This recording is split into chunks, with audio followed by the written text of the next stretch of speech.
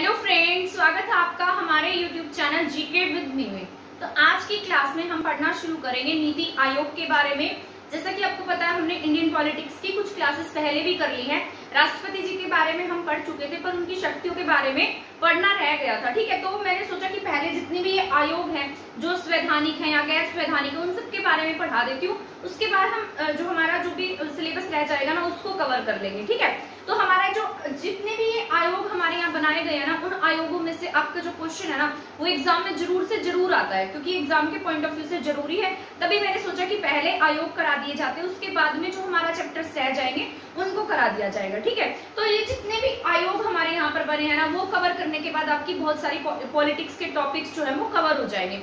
तो आज की क्लास में हम पढ़ेंगे नीति आयोग के बारे में। ठीक है, सबसे पहला हमारा टॉपिक है नीति आयोग के बारे में। अब जो नीति आयोग है, इसके बारे में जानने से पहले हम जानते हैं कि इससे भी पहले ये काम कर रहा था, तो किस फॉर्म में काम कर रहा था। सबसे पहले हमारे यहाँ पर नीति आयोग नहीं था। नीति आयोग से पहले हमारे यहाँ पर योजना आयोग लाया गया था। ठीक है, योजना आयोग का एकदम मतलब इस तरीके से मान सकते हैं आप कि जो योजना आयोग है ना, वो तरीके से मान सकते हैं आप कि जो नीति आयोग है ना, ये मतलब मॉडर्नाइजेशन रूप है। आपकी जो नीति आयोग है ना, ये आधुनिक रूप है। ठीक है, योजना आयोग का जो उद्देश्य मतलब योजना आयोग को जो लाने का काम है, वो किसके द्वारा किया गया था, यानी कि किसके दिमाग में सबसे पहले आइडिया आया और योजना आयोग को क्यों लाया गया।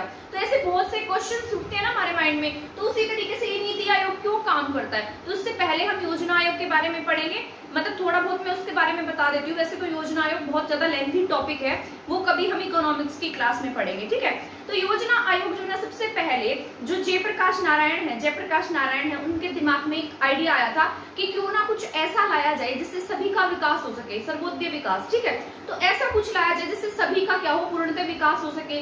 ऐसी कुछ योजनाएं बनाई जाएं जिसमें हम प्लान करें कि आने वाले ईयर्स में हमें क्या करना है। तो उस तरीके से उनके दिमाग में आइडिया आया था। तो उसके बाद में केसी नियोगी थे, वो कहाँ गए, वो रशिया गए थे 1950 के आसपास। ठीक है, तो जब वो वहां पर गए तो उन्होंने रशिया का एक मॉडल जो योजना आयोग है, उससे प्रेरित मतलब उससे वो प्रेरित हो गए और उससे प्रेरित होकर वो इंडिया में क्या ले आए, हमारे यहाँ पर योजना आयोग ले आए। तो योजना आयोग को लाने का जो श्रेय है वो किसे दिया जाता है, केसी नियोगी को दिया जाता है। और हमने योजना आयोग कहाँ से लिया था, कौन से देश से लिया था, रशिया से लिया था। ये भी आपके एग्जाम के पॉइंट ऑफ व्यू से जरूरी है। चाहे अब योजना आयोग मतलब अस्तित्व में नहीं है, बट फिर भी इकोनॉमिक्स से बहुत सारे क्वेश्चंस आपकी जो पंचवर्षीय योजनाएं होती है ना, उनमें से आता है। ठीक है, कभी मैं आपको पंचवर्षीय योजनाओं के बारे में भी अच्छे से डिटेल्स और ट्रिक्स के साथ में बहुत आसान तरीके से समझा दूंगी। ठीक है, तो पहले हम पढ़ लेते हैं नीति आयोग के बारे में। तो अब तक ये कब बना था, योजना आयोग बना था ना 1950 के आसपास बना था। 1951 में पहली पंचवर्षीय योजना आई थी। मतलब योजना आयोग में हर 5-5 साल की योजनाएं लाई गई थी, ताकि इसमें ना प्लान करते थे कि 5 साल का एक मतलब प्लान लेकर चलते थे कि हमें इस 5 साल में ये काम करना है। क्योंकि सरकार कितने साल के लिए आती है, आपके 5 साल के लिए आती है ना। तो 5 साल के लिए जो सरकार आएगी, वो 5 साल का क्या लाती थी, प्लानिंग कमीशन लेकर आती थी। तो उसके बाद में एक बार बीच में से जब जनता पार्टी की सरकार थी, मोरारजी देसाई की सरकार आई थी, तो बीच में से 1977 से लेकर 1980 के बीच में वो रोलिंग प्लान लेकर आए थे। रोलिंग प्लान ये था कि मतलब एक साल की योजनाएं थी इस तरीके से, पर वो चल नहीं सकी, उनकी सरकार भी जाती रही। तो फिर इंदिरा गांधी वापस से आई और उन्होंने फिर से योजना आयोग को लागू कर दिया। ठीक है, तो 2012 तक तो हमारे यहाँ पर जो योजना आयोग है वो काम कर ही रहा था। बाद में योजना आयोग जो है ना, वो थोड़ा सा ठप होने लगा, या फिर मतलब ऐसा लगा लीजिए काम मतलब इतना एक्टिव नहीं रहा था। ठीक है, तो उसके बाद में 2014 में हमारे यहाँ पर मोदी जी की सरकार आई, बीजेपी पार्टी की सरकार आई। और इनकी सरकार आने के बाद जो हमारे मोदी जी थे, उन्होंने क्या कहा कि प्लानिंग कमीशन है उसको हटा दो, खत्म कर दो और इसको नया रूप दे दो। ठीक है, तो उसी योजना आयोग को नया रूप दिया गया, किसके थ्रू, नीति आयोग के थ्रू। ठीक है, तो नीति आयोग किसका ही प्रारूप है, ये योजना आयोग का प्रारूप है। जो योजना आयोग था ना, उसमें पंचवर्षीय योजनाएं आती थी, मतलब 5 साल के लिए। परंतु नीति आयोग में एक साल में क्या की जाती है, यहाँ पर प्लानिंग्स होती है। मतलब जैसे शिक्षा के लिए काम कैसे करना है, जीडीपी कैसे बढ़ानी है देश की, है ना, तो और मतलब देश का विकास कैसे करना है, कहाँ पर क्या कमी है, कहाँ सड़क नहीं बनी है, कहाँ क्या नहीं हुआ है, ये सभी काम जो है वो नीति आयोग के द्वारा ही किए जाते हैं। तो अब इसके बारे में भी हम पढ़ लेते हैं डिटेल के साथ में। मैंने यहाँ पर लिख दिया है, आई होप आपको समझ में आ गया होगा कि क्यों बनाया गया था योजना आयोग और नीति आयोग क्यों बनाया गया। तो नीति आयोग जो बनाया गया है ना, ये कब स्थापित किया गया, नीति आयोग की जो घोषणा है ना, मतलब मोदी जी के द्वारा इसकी घोषणा की गई थी। और ये घोषणा हुई थी 5 अगस्त 2014 को। पता नहीं 5 अगस्त से क्या ऐसा गहरा कनेक्शन है कि हर चीज 5 अगस्त को हो जाती है ना। जैसे मतलब मोदी जी ने घोषणा की थी और इसकी स्थापना कब हो गई, 1 जनवरी 2015 को क्या हुई है, इसकी स्थापना हुई है। ठीक है, तो स्थापना का जो दिन है वो क्या है, 1 जनवरी 2014, और इससे पहले ही क्या हो गई थी, घोषणा हो गई थी। तो घोषणा कब हुई, 5 अगस्त 2014 को। इसके बाद में नीति आयोग का जो पूरा नाम है वो क्या है, national institution for transforming India, यानी कि इंडिया को बदलने के लिए आयोग का गठन किया गया, जिसे नाम दिया गया national institute for transforming India. और इसे क्या काम, इसका दूसरा नाम क्या है, मतलब इसे लोग किस नाम से भी जानते हैं, थिंक टैंक के नाम से। अब इसे थिंक टैंक इसीलिए कहा जाता है क्योंकि इसमें बहुत सारे ऐसे लोग होते हैं जो सोचते हैं, एडवाइस देते हैं, फिर उनकी जो एडवाइस होती है वो एग्जीक्यूट की जाती है। ठीक है, तो तभी इसे क्या कहा जाता है, थिंक टैंक का नाम दिया गया है। नीति आयोग में क्या क्या होगा, मतलब नीति आयोग कैसा आयोग है, क्या ये पहले से हमारे संविधान में था, तो ये हमारे संविधान में नहीं था। मतलब मैं आपको एक बात बताती हूँ, जिस भी चीज का आर्टिकल होता है, जैसे आर्टिकल 280 है ना, जैसे आर्टिकल 190, मतलब कोई भी आर्टिकल लगा लीजिए तो वित्त आयोग का है। तो जैसे कोई भी आर्टिकल आप आर्टिकल ले लीजिए, जो भी आर्टिकल दिया होगा ना किसी भी आयोग का, तो समझ जाइएगा कि वो संवैधानिक है, यानी कि संविधान में उसका जिक्र है। हमारे जो भारत का संविधान है ना, जो किताब है उसमें क्या दिया गया, उसके बारे में कंप्लीट बताया गया है। परंतु जिसके बारे में आर्टिकल नहीं होता है वो गैर संवैधानिक होता है, उसे संसद से पारित करके लाया गया होता है या फिर कोई कानून बनाकर लाया गया होता है। ठीक है, तो ये कैसा आयोग है, ये केंद्रीय मंत्रिमंडल, अब आप समझ जाएंगे मंत्रिमंडल की सिफारिश है, यानी कि संसद से पास हुआ, पर कैसा आयोग है, गैर संवैधानिक है, मतलब संविधान में इसका जिक्र नहीं है, संविधान में इसके लिए कोई आर्टिकल नहीं है।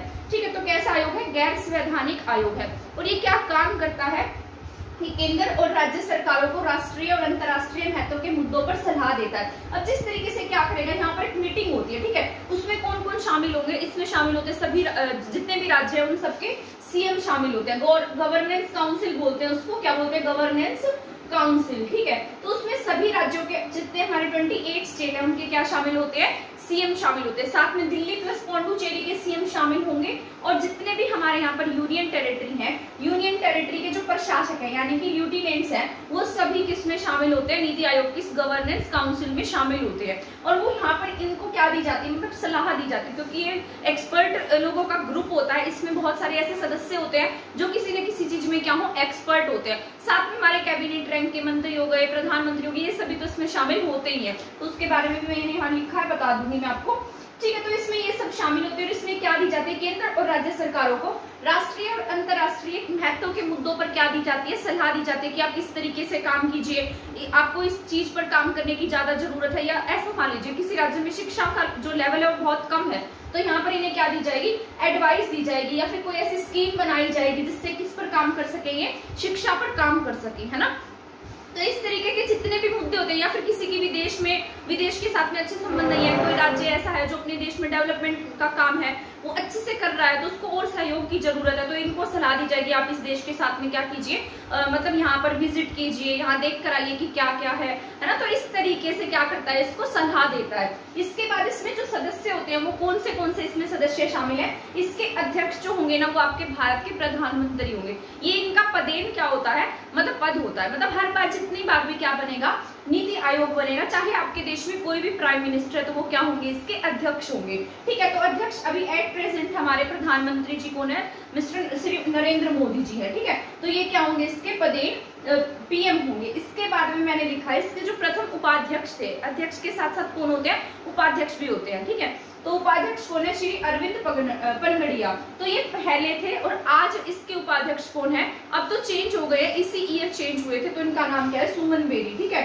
तो अब क्या है, इसके वर्तमान उपाध्यक्ष सुमन बेरी हैं। इसके बाद मैंने लिखा है इनके सीईओ, पहले इसके जो सीईओ थे ना, मतलब सितंबर में ही चेंज हुए, अभी हाल ही में, मतलब 20 या 22 सितंबर के आसपास ये चेंज हुए हैं। तो ये आपको याद रखना है, करंट अफेयर के टॉपिक से भी इंपॉर्टेंट है। तो इससे पहले अमिताभ कांत क्या थे, इसके सीईओ थे। अब इसके जो सीईओ बने हैं वो है परमेश्वर अय्यर, यानी कि अय्यर है तो आप मतलब तमिलनाडु या फिर साउथ साइड के होंगे। ठीक है, तो क्या नाम है इनका, परमेश्वर अय्यर। ठीक है, तो इसके जो सीईओ वो है परमेश्वरम अय्यर है। इसके बाद है पदेन सदस्य, इसके जो पदेन सदस्य होते हैं 4 कैबिनेट रैंक के मंत्री होते हैं। ठीक है, जो कैबिनेट मंत्री होते हैं तो उसमें से 4 मंत्री क्या होंगे, इसके पदेन सदस्य होंगे, कोई भी मंत्री इसमें शामिल हो सकते हैं। ठीक है, तो मैंने यहाँ पर लिखा है पदेन सदस्य कौन है, एक तो निर्मला सीतारमण जी हैं जो हमारे देश की क्या है, वित्त मंत्री यानी कि फाइनेंस मिनिस्टर है। इसके बाद मैंने लिखा है नरेंद्र सिंह तोमर, जो क्या हमारे कृषि मंत्री हैं, इन्हें आप सभी जानते हैं, है ना, बहुत अच्छा काम भी करते हैं।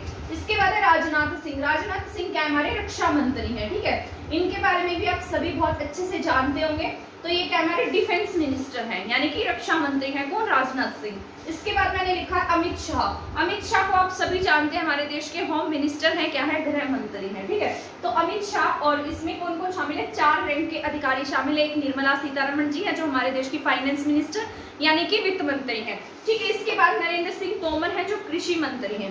इसके बाद है राजनाथ सिंह, जो हमारे देश के क्या है, रक्षा मंत्री यानी कि डिफेंस मिनिस्टर हैं। इसके बाद तो मैंने लिखा है अमित शाह, जो क्या हमारे देश के होम मिनिस्टर हैं, यानी कि गृह मंत्री हैं। तो आई होप आपको योजना आयोग नीति आयोग के बारे में अच्छे से समझ में आ गया होगा। अब मैं आपको बताऊंगी कि एनडीसी क्या है, यानी कि राष्ट्रीय विकास परिषद क्या है और ये क्यों बनाया गया था। आज तो इसका कोई यूज नहीं है, यानी कि परंतु ऐसा मतलब सरकार ने ऐसा कहा जरूर है कि एनडीसी को क्या कर दिया गया, हमने खत्म कर दिया है, परंतु इसको खत्म नहीं किया गया है, एज इट इज चल रहा है। पर इसकी कोई बैठक वगैरह नहीं होती है, पर ये मतलब जो कागजी कार्रवाई है उसमें खत्म नहीं हुआ है, पहले ये एक्टिव था। और ये मैं आपको बता देती हूँ कि क्यों बनाया गया था, नीति आयोग को जरूरत क्या पड़ी एनडीसी को बनाने की, क्योंकि जब हमारे यहाँ पर प्लानिंग कमीशन बनाया गया था, योजना आयोग बनाया गया था, तब उसमें राज्यों के मुख्यमंत्री हो गए जैसे, है ना, और यूटीज के हो गए, तो उनको शामिल नहीं किया गया था। उनको शामिल करने के लिए क्या बनाया गया, राष्ट्रीय विकास परिषद बनाई गई थी। तो इस ये परिषद कब बनी, 1952 में बनी। यहाँ पर आप देख सकते हैं 1950 में बना, और ये कब बना, 1952 में बना है। तो पहले ये नहीं था, बाद में इनको जरूरत लगी, क्योंकि सभी जितने भी हमारे स्टेट है उनके सीएम वगैरह जो इसमें शामिल हो, सलाह दे या फिर कुछ ऐसा कार्य करें जिसमें इनकी परमिशन की जरूरत हो, है ना, तो इन सब के लिए क्या बनाना पड़ा, राष्ट्रीय विकास परिषद बनाना पड़ा। तो इसे क्या कहा गया, एनडीसी, नेशनल डेवलपमेंट काउंसिल कहते हैं इसको। इसकी स्थापना 1952 में हुई थी। मैं आपको ये बता रही हूँ, क्या पता क्वेश्चन में पूछ भी ले, क्योंकि पिछले ईयर्स में तो इसमें से क्वेश्चन पूछे गए हैं। तो इसकी स्थापना कब हुई, 1952 में हुई, और ये केसी नियोगी की सिफारिश पर ही बनाया गया था। केसी नियोगी की सिफारिश पर ही आपके क्या आई थी, यहाँ पर प्लानिंग कमीशन आया था, तो केसी नियोगी की सिफारिश पर ही क्या आया आपके यहाँ पर, राष्ट्रीय विकास परिषद बनी है। ये कैसा है, गैर संवैधानिक है। मैंने यहाँ भी बताया था ये गैर संवैधानिक है, तो ये भी कैसा होगा, गैर संवैधानिक होगा। दोनों सेम से ही काम करते हैं। उद्देश्य क्या होता है इसका, एनडीसी के गठन का उद्देश्य था योजना के निर्माण और राज्यों का सहयोग प्राप्त करना। मैंने आपको बताया था ना कि इसमें जो राज्यों के सीएम थे वो शामिल नहीं थे, तो इसका उद्देश्य यही था कि जो स्टेट है ना, स्टेट का इन्हें क्या मिल सके, सहयोग मिल सके। इसके बाद इसका जो गठन है, इसमें जो प्रधानमंत्री होंगे, जो यहाँ पर होंगे, मतलब जिस तरीके से यहाँ पर क्या है, प्रधानमंत्री जी पदेन अध्यक्ष है, ठीक है, तो उसी प्रकार से यहाँ भी प्रधानमंत्री क्या होंगे, पदेन अध्यक्ष होंगे।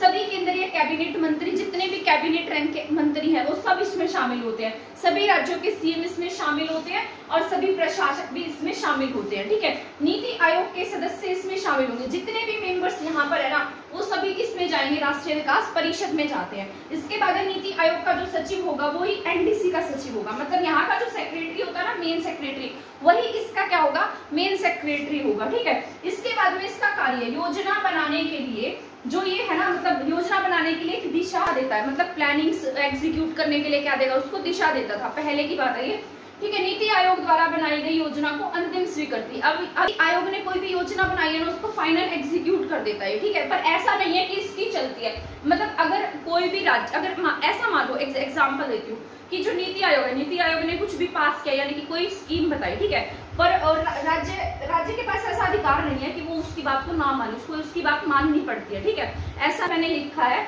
योजना को प्लानिंग्स की समीक्षा करता है कि इसमें भाई क्या और इम्प्रूवमेंट करने की जरूरत है हमारे स्टेट में, और किस चीज की जरूरत है, हमारे स्टेट को और क्या क्या काम करना चाहिए। तो ये मुख्यमंत्रियों के काम होते हैं, ये सब यही देखते हैं और ये बताते हैं कि हमारे स्टेट में किस प्रकार की कोई कमी है या किस प्रकार से कोई स्कीम लागू करनी है। तो इस तरीके की जो कंडीशंस होती है ना, वो यहाँ पर होती है सीएम। और इसकी जो बैठक है वो साल में मतलब 1 साल में 2 बार इसकी बैठक होनी चाहिए। पर मतलब अभी रिसेंट में जब से ये बना है ना, तब से एनडीसी मतलब ज्यादा पावर में नहीं है। जब प्लानिंग कमीशन था ना, तभी इसका यूज किया जाता था, ठीक है। अब क्योंकि इसको इसी में मिला दिया गया, सभी गवर्नेंस काउंसिल जो होती है, जब ये गवर्नेंस काउंसिल मैंने आपको बताया था, तो इसी में ही काउंट हो जाती है, ये सभी यहीं पर आ जाते हैं, तो एनडीसी में जाने की जरूरत ही नहीं पड़ती अलग से, ठीक है। तो ये क्या आपका नीति आयोग है। तो आई होप मैंने आपको ये पूरा कंप्लीट पढ़ा दिया है, आई होप आपको ये समझ में आ गया होगा।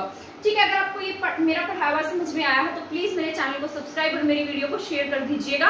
और आगे इसी तरीके से डेली के जितने एग्जाम होने तक मैं आपको ये कंप्लीट कवर करा दूंगी, ताकि आपके एग्जाम में कोई पॉइंट आ जाए, कोई इसमें से रह ना जाए। ठीक है, और इसी तरीके से हमारे चैनल के साथ बने रहिए। मेरी वीडियो को शेयर करना और मेरे चैनल को सब्सक्राइब करना ना भूलिए। अगर आप स्क्रीनशॉट लेना चाहते हैं तो इसका स्क्रीनशॉट भी ले सकते हैं। थैंक यू, धन्यवाद।